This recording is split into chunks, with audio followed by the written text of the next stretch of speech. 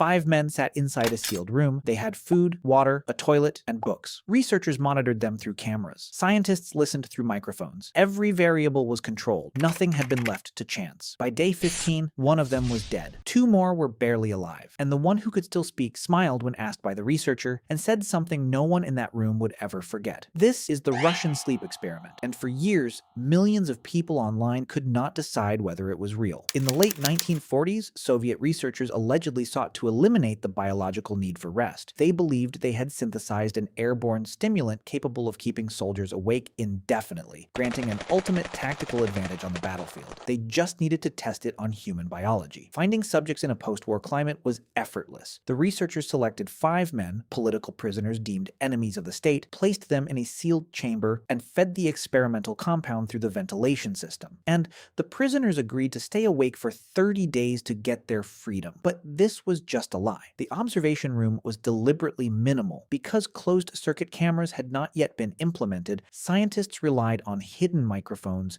and 5-inch thick opaque glass portholes to monitor their captives. Inside, the chamber was stocked with cots devoid of bedding, a toilet, and running water. For the first 4 days, the atmosphere remained remarkably calm. The men traded stories, read books, and discussed their wartime traumas, functioning as anyone would under mild confinement. Then, the psychological decay commenced. On day 5, the subjects stopped speaking to one another. Instead, they turned their attention to the hidden microphones, whispering paranoid delusions about their fellow inmates, desperately trying to win the favor of the scientists listening on the other side. The observers documented this as a predictable side effect of extreme sleep deprivation. They watched, waiting for the paranoia to pass. It did not. By day 9, the tension snapped. One of the prisoners began sprinting back and forth across the chamber, shrieking at the top of his lungs for 3 continuous hours. He screamed until the sound devolved into a hollow, mechanical squeak. He had completely shredded his own vocal cords.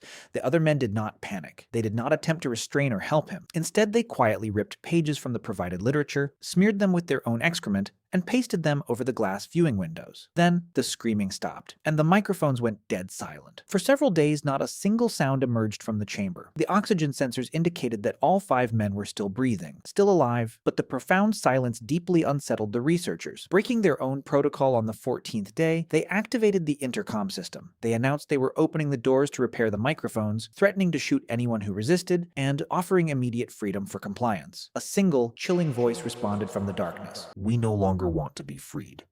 At midnight on the 15th day, the scientists purged the stimulant gas from the room and replaced it with fresh air. Immediately, the prisoners began to wail, 3 separate voices begging for the chemical vapor to be turned back on. When armed soldiers finally stepped inside to retrieve the test subjects, they were met with a sight that defied all medical logic. Only 4 men were still alive. The food rations from day 5 onward remained entirely untouched. Instead, the prisoners had resorted to cannibalizing themselves. The men had systematically torn chunks of muscle and skin from their own bodies, exposing their ribs and lungs. Removed abdominal organs were arranged across the floor in a grotesque display. Their digestive tracts were still actively working, processing the raw flesh they had ripped from their own limbs. When the soldiers attempted an extraction, the emaciated men fought back with impossible, superhuman ferocity. One soldier had his throat ripped out by a subject's teeth. Another was fatally wounded when a subject completely severed an artery in his leg. Multiple military personnel lost their lives trying to subdue beings that should have already bled to death from catastrophic shock. Once restrained and dragged to a medical bay, the survivors proved immune to heavy sedatives. During an emergency procedure to replace his missing organs, one subject fought so violently against the restraints that he tore his own muscles. The doctors pumped him full of enough morphine to sedate a massive animal, yet he continued to struggle until his heart stopped beating. Even in death, his body flailed as he screamed the word "more" until his vocal cords finally gave out. A second man, who had his internal organs ruptured, was operated on entirely without painkillers. He didn't scream in agony.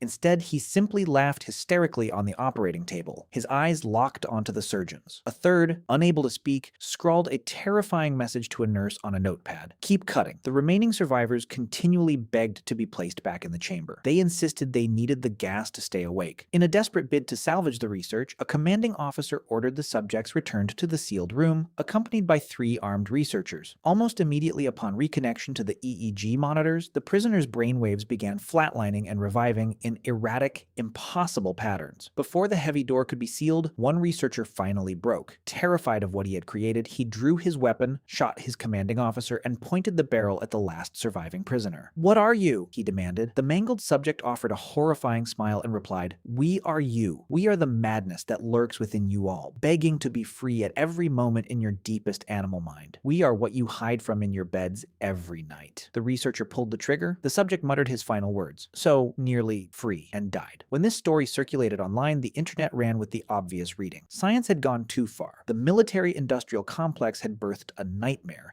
The tale became an absolute sensation, shared by millions as a verified, suppressed historical atrocity. It was debated on forums, analyzed in videos, and cited as proof of humanity's hidden darkness. But that reading ignores one vital detail. The entire story is a complete fabrication. No airborne stimulant exists that can keep a human awake for 15 days straight. The human body cannot survive the removal of its vital organs without immediate hypovolemic shock and death, let alone fight off trained soldiers. The iconic, terrifying photograph often attached to the experiment is not a mangled Russian prisoner. It is a picture of a plastic Halloween animatronic named Spasm. The narrative did not originate from declassified Soviet files. It was written by an anonymous user named Orange Soda and posted to a forum on August 10, 2010. Yet the killer wasn't the gas. It was the disappearance of our psychological safety net. People believed the Russian sleep experiment because it tapped into a very real, primal anxiety. During World War II and the Cold War, Allied and Axis forces alike heavily distributed amphetamines, like Pervitin for the Germans and Benzedrine for the Americans, to keep soldiers awake and fighting. Real military sleep deprivation studies do exist, pushing troops to their cognitive breaking points. We inherently know that chronic sleep loss ruins the mind. The Pentagon has documented that after prolonged periods without rest, soldiers become practically useless, plagued by hallucinations and poor judgment. There are even rare, terrifying genetic conditions like fatal familial insomnia, where the brain simply loses the ability to sleep, eventually leading to death. The author of the internet legend took a familiar, intuitive fear, the decay of the exhausted mind,